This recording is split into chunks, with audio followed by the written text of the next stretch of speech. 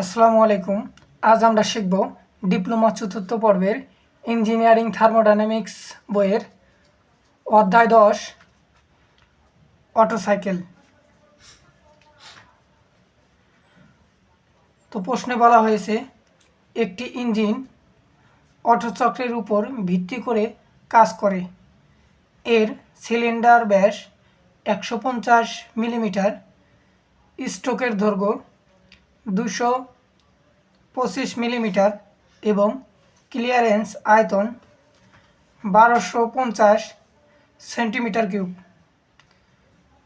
বায়ুর প্রমাণ দক্ষতা নির্ণয় করো।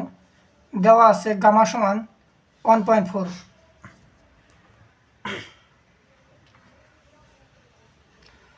তো আমরা প্রথমে সাইড নোট করে নেব।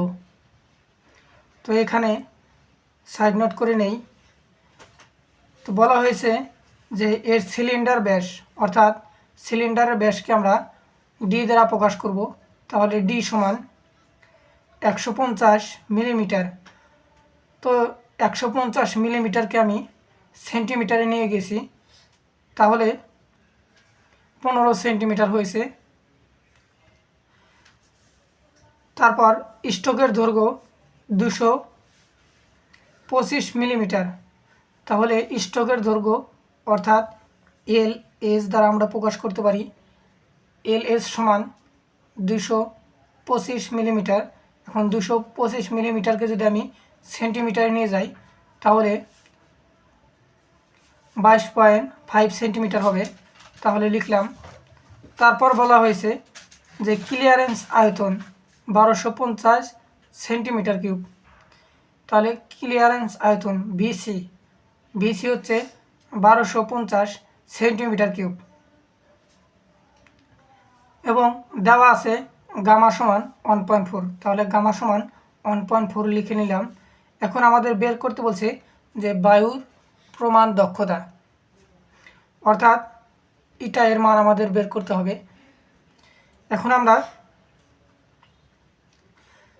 একটা বিষয় লক্ষ্য রাখব যে ইটা মানে দক্ষতার মান বের করার সময় আমাদের দুটা জিনিস লাগবে। একটা হচ্ছে গামা এবং আরসির মান লাগবে। তাহলে আমাদের এখানে গামার মান রয়েছে, তাহলে আমরা আরসির মান বের করব। এখন যদি আমরা আরসির মান বের করতে যাই তাহলে আমাদের ভিএস এর মান লাগবে। সেজন্য আমরা ভিএস এর মান বের করে নেই। তাহলে ভিএস মানে সোয়েব ভলিউম। এখন ভলিউম সমান আমরা লিখতে পারি যে ক্ষেত্রফল গুণন দৈর্ঘ্য, অর্থাৎ এখানে ভিএস সমান এএলএস। এখন এটাকে আমরা লিখতে পারি যে π/4 ডি স্কোয়ার। তাহলে ডি স্কোয়ারের মান আমরা পেয়েছি 15 সেন্টিমিটার। তাহলে এখানে 15 সেন্টিমিটার, তার উপরে হোল স্কোয়ার দিলাম, ইন্টু এখন এলএস মানে স্ট্রোক দৈর্ঘ্য আমরা পেয়েছি 22.5। তাহলে 22.5 এখানে লিখলাম। এখন এখান থেকে যদি আমি ক্যালকুলেশন করি তাহলে আমি রেজাল্ট পাবো 3976.078 সেন্টিমিটার কিউব। তারপর আমরা এটা ভিএস এর মান পেলাম। এখন যেহেতু আমরা ভিএস এর মান পেয়েছি তাহলে আমরা আরসির মান পেব। তাহলে আমরা আরসি সমান লিখতে পারি যে VC plus VS divided BC. তাহলে এখানে ভিসি সমান হচ্ছে আমরা এখানে পেয়েছি 1250। তাহলে 1250 লিখলাম, প্লাস এখানে ভিএস এর মান পেয়েছি, ভিএস এর মান এখানে বসিয়ে দিলাম, ডিভাইডেড বিসির মান আমরা জানি 1250। তো এখানে 1250 লিখলাম।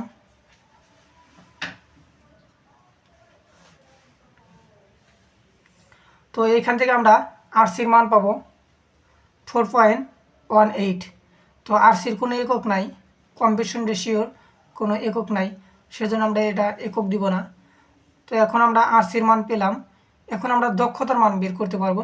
তো দক্ষতা এটা সমান আমরা জানি one minus one divided RC gamma minus one. এটা হচ্ছে অটো সাইকেল বা অটো চক্রের দক্ষতার সূত্র। তো এখানে আমরা ওয়ানই রাখলাম মাইনাস, উপরে ওয়ান রয়েছে ওয়ান দিলাম, ডিভাইডেড নিচে আমরা আরসির মান পেয়েছি 4.18, তো 4.18 লিখলাম। তার উপরে পাওয়ার রয়েছে যে গামা মাইনাস ওয়ান, তাহলে আমরা গামার মান পেয়েছি 1.4 মাইনাস ওয়ান।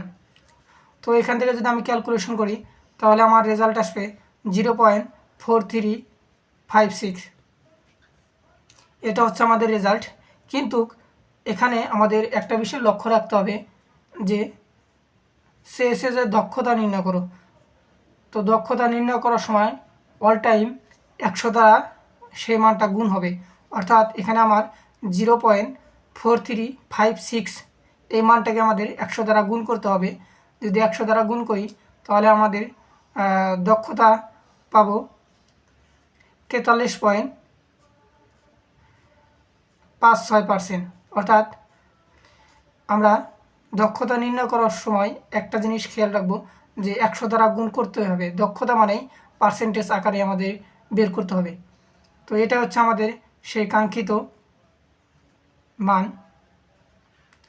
তাহলে আমরা এ ধরনের ম্যাথ এখন থেকে আমরা অতি সহজেই করতে পারবো।